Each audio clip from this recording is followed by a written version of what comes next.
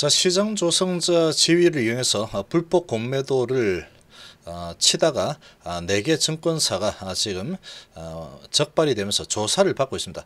전부 다 이제 우리는 아니다라고 발뺌을 하고 있는데, 지금 이 조사되는 이 내용을 또 봐도 상당히 이거는 좀 문제가 심각합니다.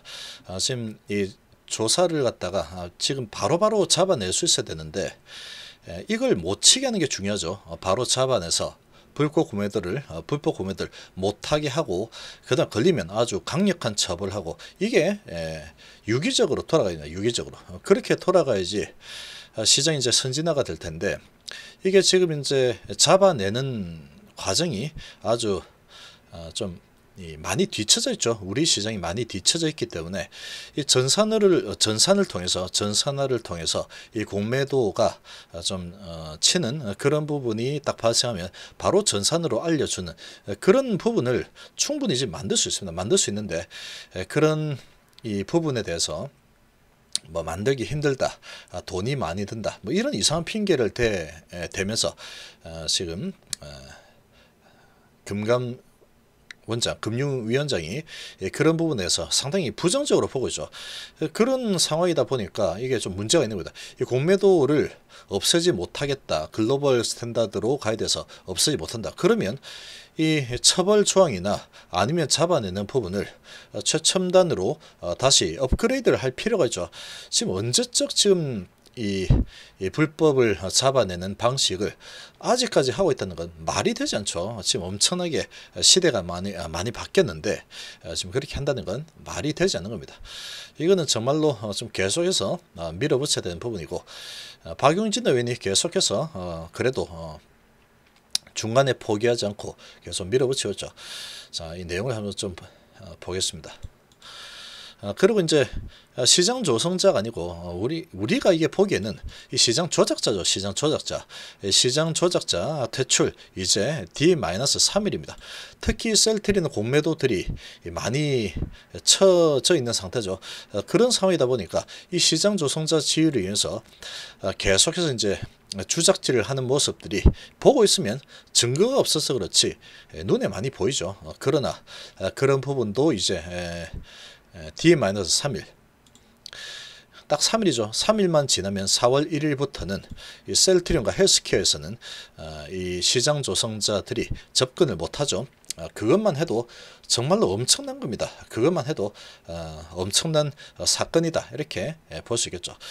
자, 4월 6일부터는 또 형벌까지 추가가 되는 상황이죠. 자, 이 내용 한번 보시면, 자, 이 내용 보면 참 기가 막힌 게, 외국계 CLS 등 증권사 4곳이 불법 공매도 조사를 받고 있는데, 불법 아니라고 우기고 있죠.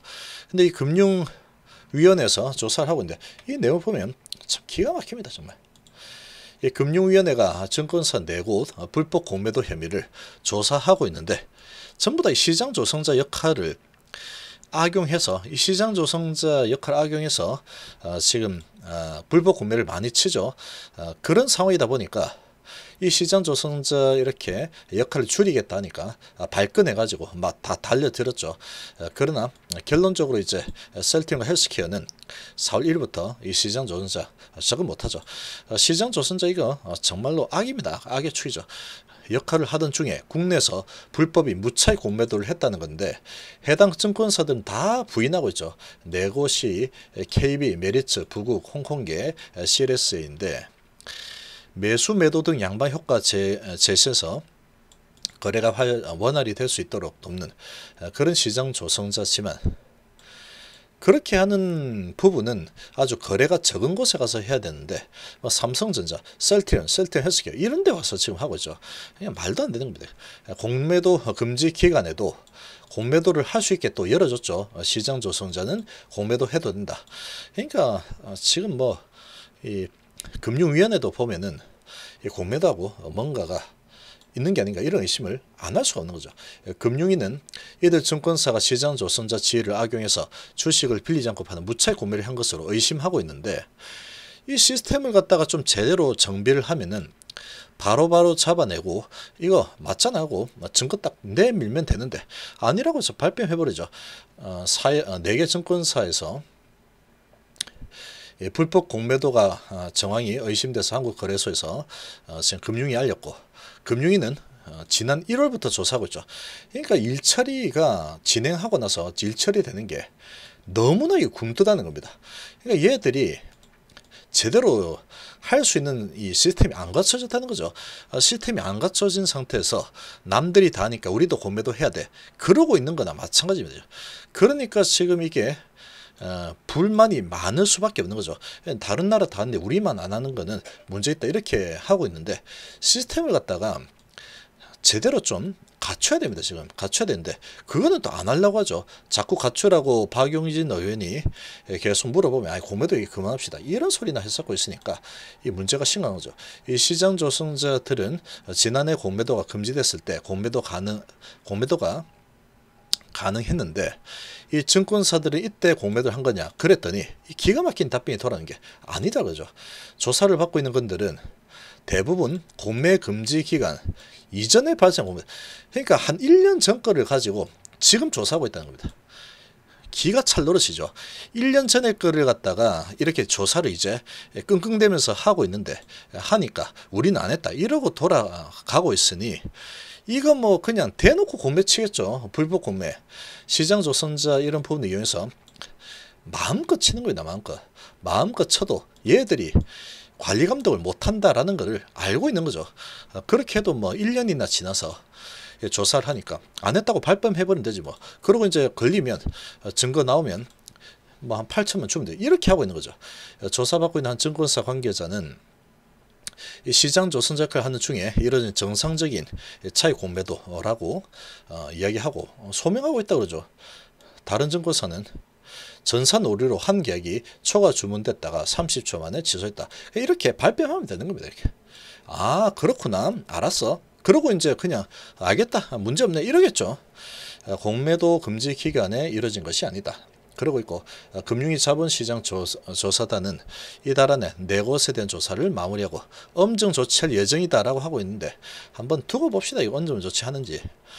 한편 정부가 최근에 발표한 무채 공매도 처벌 강화법은 이제 그래도 이런 부분은 좀 잘 된 거죠. 6일부터 시행이 되는데, 이들 증권사는 혐의가 사실로 드러나더라도 이 법은 뭐 적용 안 되겠죠.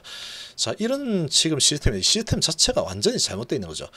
그리고 이제 그래도 이런 특히 이 불법 공매도 하기 제일 좋은 게 이 시장 조성자라는 부분을 통해서 막 해댔죠.